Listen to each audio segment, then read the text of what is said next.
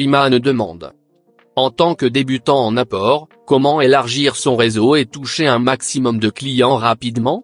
On a peur de se retrouver avec un stock qui ne tourne pas. Alors, excellente question, Iman. À ça, je répondrais travailler local. Vraiment, travailler local, c'est une des manières les plus rapides. Parce que dans ta question, je vais prendre mon iPad, mais dans ta question, tu nous dis comment toucher un max de personnes rapidement pour vendre rapidement. En fait, il y a deux choses qui me font réagir dans cette question. C'est la première chose, c'est comment écouler ta marchandise à des clients. Et ensuite, comment te débarrasser de la marchandise, en fait, s'il y a un problème. C'est ça le problème, en fait, c'est de te retrouver avec le stock si ça se vend pas, quoi, si ça tourne pas. Moi j'ai tendance à déstocker tout simplement à partir du moment où ça se vend pas.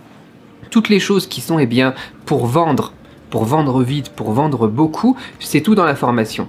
Mais parfois, tu as une tendance qui finit, parfois tu as un concurrent qui arrive, parfois tu as un problème tout simplement et tu as besoin de te délaisser d'une partie de stock. Parfois ce produit tout simplement, il a mauvaise réputation tout d'un coup, parfois, tu vois, tous des trucs comme ça. Et c'est cette peur de se retrouver avec du stock sur les bras qui me fait plus réagir dans cette question. Tout le reste, on en parle dans la formation, tu as le lien dans la description, c'est tout gratuit, tout sur YouTube. Qu'est-ce que je fais dans ce cas-là? Généralement, je travaille local ou je travaille avec des relations. Par exemple, quand j'étais en France, je m'étais lancé dans le bijou fantasy à un moment, et puis à un moment je me retrouve avec du stock sur le bras. Qu'est-ce que j'ai fait?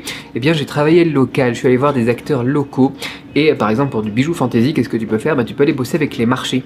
Je suis allé revoir un gars, mon voisin là, qui revendait des trucs sur les marchés, et puis je lui ai fait un bon prix, très légèrement en dessous de ce que moi j'avais acheté les marchandises, mais ça me permet de pas avoir de trop grosses pertes, tu vois, c'est limiter la casse dans ce genre de situation. Si tu peux revendre au moins un prix coûtant, c'est parfait. Bon là moi je lui ai fait un prix, j'avais vraiment besoin de me débarrasser des trucs, et puis je déménageais en plus, enfin bon, toute une histoire comme ça.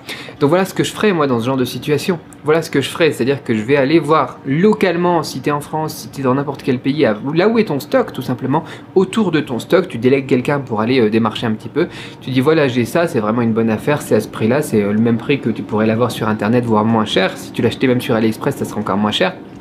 Tu vois, parce que nous on est encore moins cher que sur AliExpress avec la façon dont on bosse. Donc voilà ce que je ferais. Comme ça tu es sûr de jamais avoir de problème de stock. Et après ces gens-là, tu vois, tu t'en fais une relation. Et dès que toi tu as un stock à écouler, eux ils vont sauter dessus parce qu'eux ils ont un autre canal de vente par exemple. Eux ils ont leur technique, ils ont leur stratégie. Tu vois, les marchés par exemple, c'est juste fantastique quoi, vendre sur les marchés. Très très formateur aussi d'aller vendre sur les marchés. Je pense que c'est ça, il faut bosser le local, il faut bosser avec les relations pour écouler tes stocks s'il y a besoin. Tu vois, t'en parles sur Facebook tout simplement, sur ton profil privé. Tu dis voilà c'est bon, tiens, maintenant j'ai ce stock de masques, à qui est-ce que je pourrais le vendre par exemple? À qui est-ce que ça pourrait intéresser? Alors bon moi les masques là ça reprend, mais c'est un exemple pourri quoi. Tu vois, j'ai mon stock de bijoux fantasy, j'avais un stock aussi d'espèces de... Je sais pas si j'en ai, je pense que j'en ai chez moi aussi, attends. Je sais pas où est-ce que je l'ai foutu. Je vais te le mettre ici, tu vois, c'est un truc comme ça. Comme ça. C'est un masseur pour les cheveux en fait, tu vois, pour le crâne. C'est quelque chose que j'ai commencé à vendre dans les années 2009 et ça se vendait très très bien. Et puis à un moment je me suis retrouvé avec un stock sur le bras.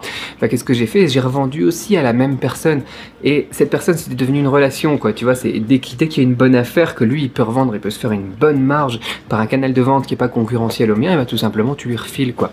Voilà ce que je ferais. C'est ça la question, c'est ça la problématique. À partir du moment où tu as cette sécurité, où tu sais que tu vas pouvoir écouler ta marchandise en cas de problème, t'as plus vraiment de stress à aller tester des autres produits, des autres choses quoi. Voilà pour ta question, voilà ce que ça m'inspire en tout cas sur le coup. Pour le reste, après vendre vite, vendre bien, etc.